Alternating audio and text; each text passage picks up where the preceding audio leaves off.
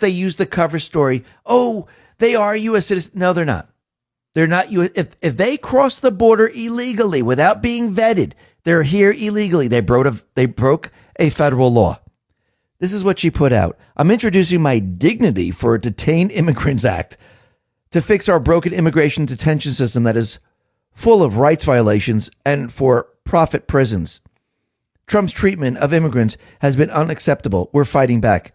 So let me just reword this. I'm introducing my legislation that is, I'm going to protect the invaders, and who the hell cares about U.S. Citizens Act? That's really what she's saying right there. Let's correct her, because we know every piece of legislation that these people put out, like the Affordable Care Act, like the Patriot Act, they're always the opposite. So let's just call it what it really is.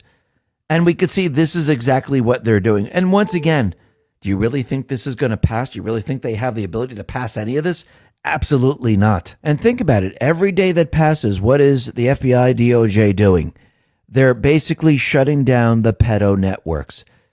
BX put this out and says, 5 members of a 764 network group known as Greggy's Cult have been arrested and face charges of operating a child exploitation enterprise.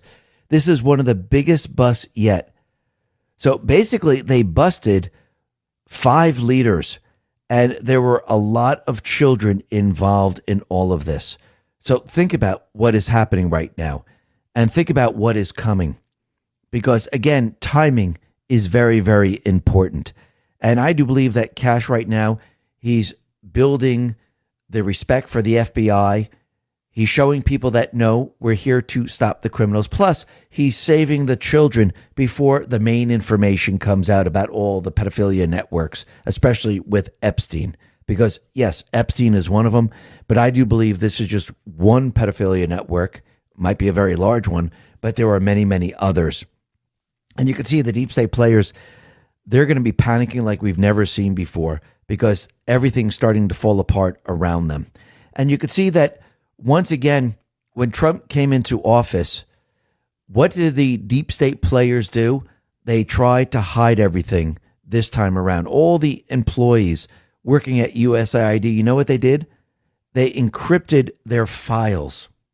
They didn't want anyone looking at them. Why would that be? What was in those files? The skiff explains. USAID workers encrypted files in color revolutions. Before Trump took office, USAID officials secretly migrated internal government communications off of official systems onto encrypted signal chats. They refused to hand over all internal communications and USAID files to the Trump administration.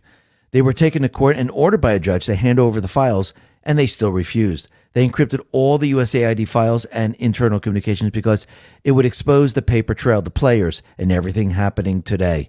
Every single NGO, shell company, and person, including government workers involved in the active color revolution that's taking place right now on U.S. soil, and the Trump administration and U.S. taxpayers are paying for it all.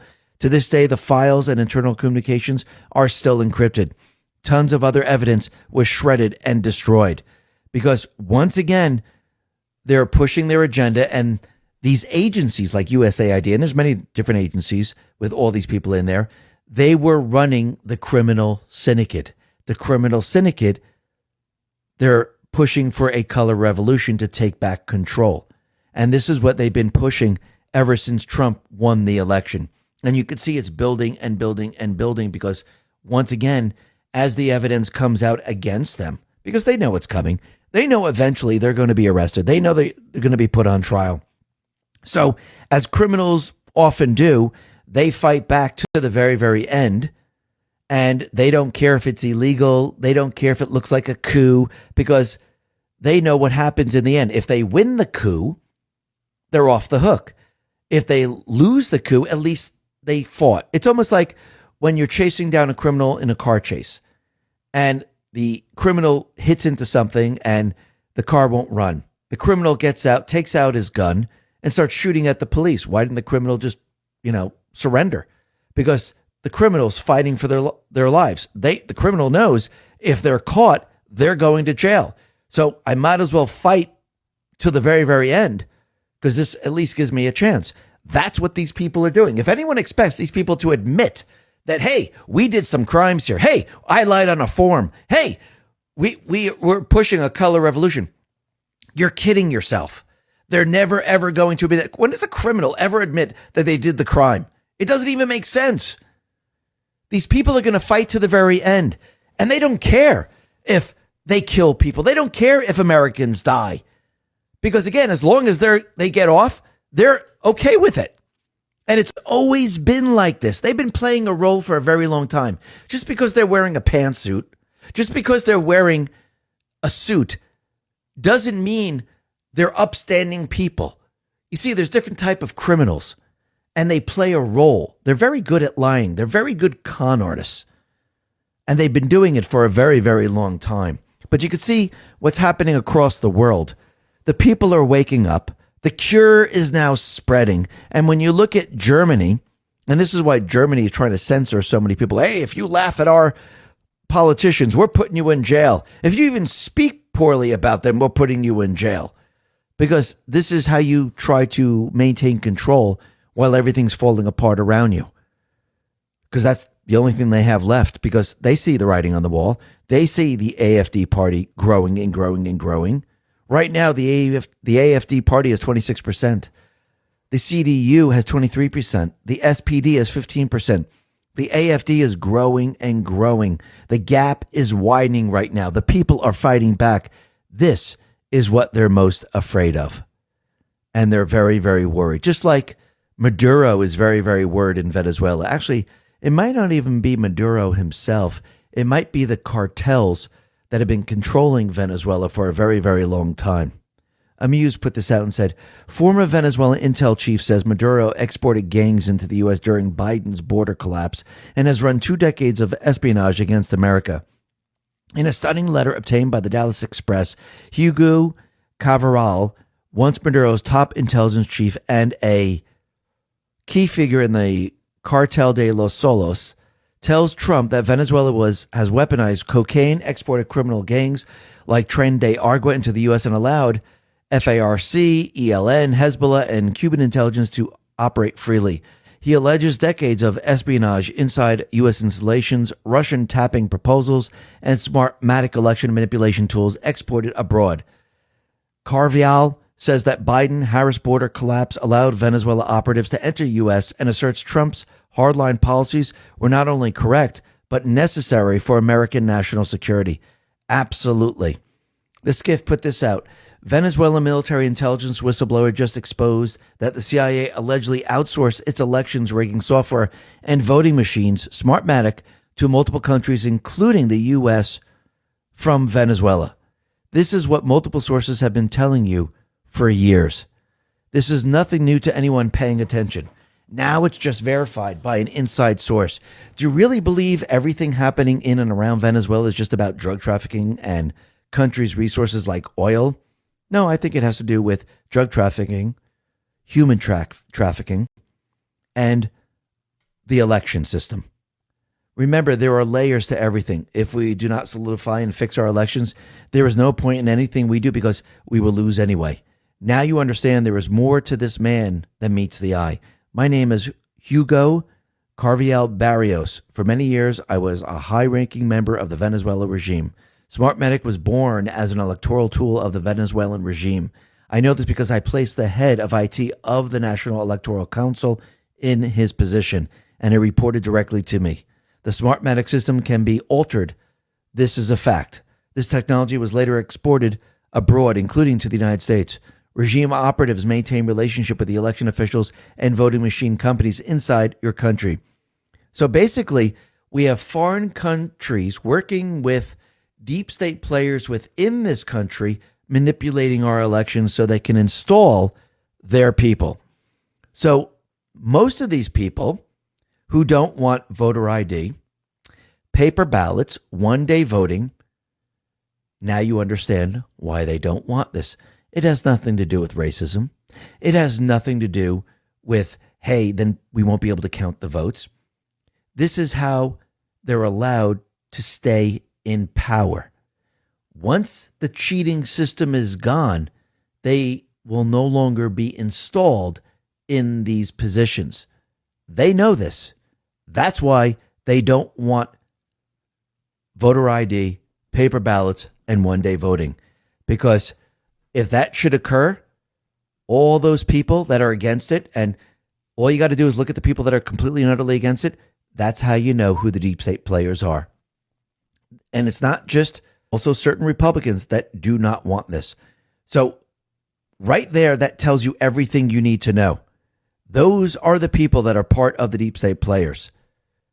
And without it, they wouldn't be there. And they know this. This is why they're fighting against it so hard. And it looks like Trump right now, because of everything that's been coming out, the Treasury Department just slapped fresh sanctions on Venezuelans Tren de Argua and affiliates. Yes, they're putting pressure on all of these individuals. And I do believe that eventually what's going to happen is that the cartels will be removed. The criminal syndicate will be removed from Venezuela. And I do believe Trump definitely has a plan for this. Is he waging war? Is he going to bring in the troops into Venezuela? Well, we've said this many, many times before, that if you have terrorists within your country and you want to get rid of the terrorists and there's a country that's going to assist, don't the leaders need to invite you in to assist in getting rid of the terrorists? Absolutely. So let's see how this all plays out. This is going to be very, very interesting because we know Trump has been in contact with Maduro. But let's see how it all plays out. But we could see right now that Senator Mark Kelly is up to his old tricks once again. First, he actually was part of the Sedition Six, which he's still part of, and he was telling the military not to abide by President Trump's orders, which is a coup. And now he leaked classified information. I think you go directly to jail. Isn't that how that works? Amused put this out and says, reports say Senator Mark Kelly leaked classified portions of the Pentagon IG's Signal Gate findings while his party publicly attacked Hegseth. If true, his actions would constitute a violation of the Espionage Act. An internal Pentagon review determined that Pete Hegseth, March 2025 sharing of Yemen strike information over Signal violated departmental rules but was not illegal due to his declassification authority. Sources now say Senator Mark Kelly disclosed classified elements of that IG report to the Wall Street Journal, while Democrat officials were publicly criticizing Hegseth. The reported leak raises questions about the treatment of sensitive oversight documents and the boundary between political messaging and classified material. And I don't believe that Mark Kelly has the ability to declassify that information, and he actually went ahead and shared it. Breaking News put this out and said, Defense Secretary Pete Hegseth shared classified information in a leaked Signal chat that could have imperiled troops, a watchdog report. Sean Parnell says, this is a lie. The report specifically says no classified information was shared. Fake news is in overdrive. They absolutely are. Pete Hegseth responds to all this and says, no classified information, total exoneration, case closed, Houthis bombed into submission. Thank you for your attention to this IG report. Everything that they did just completely and utterly fell apart. And this should tell you everything you need to know. Senator Democrats led by Senator Tim Kaine, Adam Schiff, Minority Leader Chuck Schumer, along with Republican Senator Rand Paul, filed a war powers resolution on Wednesday directing President Trump to cease using military unless specifically authorized by declaration of war or specific authorization for use of military force in regard to potential hostilities without congressional approval against Venezuela. Well, he's not bombing Venezuela. He's bombing terrorists in international water. There's a precedent for this. And if you look at Obama, if you look at Biden, if you look at Clinton, they've all done the same exact thing. And Trump is not bombing Venezuela. These are terrorists that they have designated. They're being bombed in international water. And we could see that he's allowed to do all of this. Marian Afal put this out and said how Obama built the killing machine Trump is now driving in Venezuela. There's a lot of outrage right now about Trump strikes, but here's the part no one in the political class speaks about or out loud. Trump isn't operating outside the system. He's operating inside the one Obama built, the war on narco-terrorists. that Secretary Hegseth is bragging about